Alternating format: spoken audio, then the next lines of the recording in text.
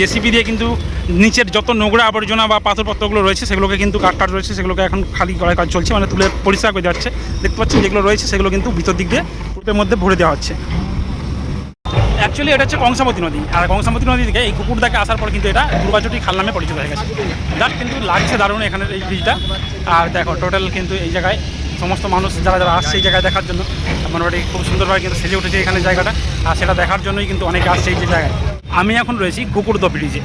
এই কুকুরদা ব্রিজের বৈশিষ্ট্য পূর্ব মেদিনীপুর আর পশ্চিম মেদিনীপুর, এই মেদিনীপুরের দুই মেদিনীপুরের মাঝখান দিয়ে কিন্তু পড়ে গেছে এই দুর্গাজটি খাল। জাস্ট আমি কিন্তু এখন রয়েছি একদম সেই কুকুরদা ব্রিজের নিচে, মানে নদীর উপর, জাস্ট নদী গর্ভে কিন্তু এখন রয়েছে।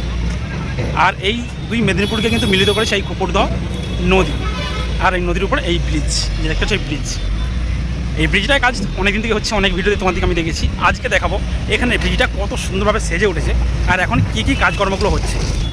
নদীতে কিন্তু জল বাড়তে শুরু হয়ে গেছে, আর একটা দুটো করে কিন্তু দেখতে পাচ্ছ পানাও আসছে। আর সেই সমস্ত পানাগুলো যাতে যেগুলো লেগে যাচ্ছে দেখতে পাচ্ছ সাইডে, সেই সমস্ত পানাগুলোকে কিন্তু ট্রেনেতে করে তুলে ফেলে দেওয়া হচ্ছে যাতে জাম কোনো রকমভাবে না হয়।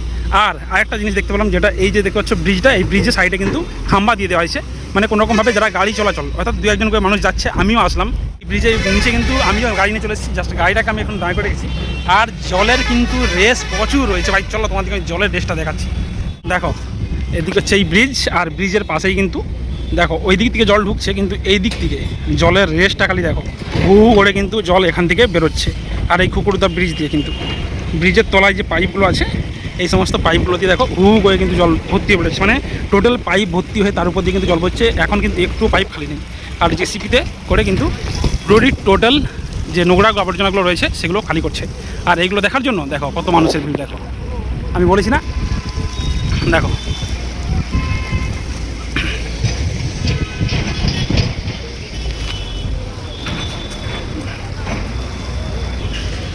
তো বহু মানুষ কিন্তু দেখতে আসছে এখানে, কারণ এখানের এই যে ব্রিজটা কিন্তু প্রচুর চওড়া। আজকে নিচে নামতে বুঝতে পারলাম যে এতটা চওড়া এই ব্রিজটা।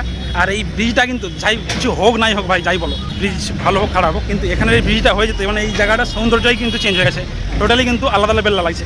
কেমন লাগছে এখানে ব্রিজটা বলে? ভালো লাগছে দাদা? মানে দেখতে ভালো লাগছে না, একটু আকর্ষণীয় জিনিসের মতো? হ্যাঁ ঠিকই, এইগুলো হচ্ছে আকর্ষণীয় মানে লাগছে, কারণ এখানে বহু মানুষ দেখতে পাচ্ছ বাইক নিয়ে কিন্তু অনেকে আসছে আর দেখার জন্য। জাস্ট এই জায়গাটাকে কিন্তু মানে কিছু হোক নাই হোক, একটা যে আমরা যেমন টুরিস্ট কোনো জায়গায় ঘুরতে যাই কোনো কিছু দেখার জন্য, কিন্তু এই জায়গাটাও এত সুন্দর লাগছে জাস্ট বলে বোঝানো যাবে না।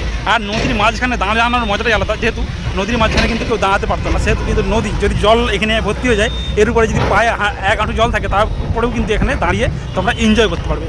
আর দেখো এখানে কিন্তু টোটাল বাসটা সমস্ত কিছু কিন্তু ওই ব্রিজ দিয়ে যাতায়াত করছে। এই ব্রিজ কিন্তু চালু হয়ে গেছে বললেই চলে।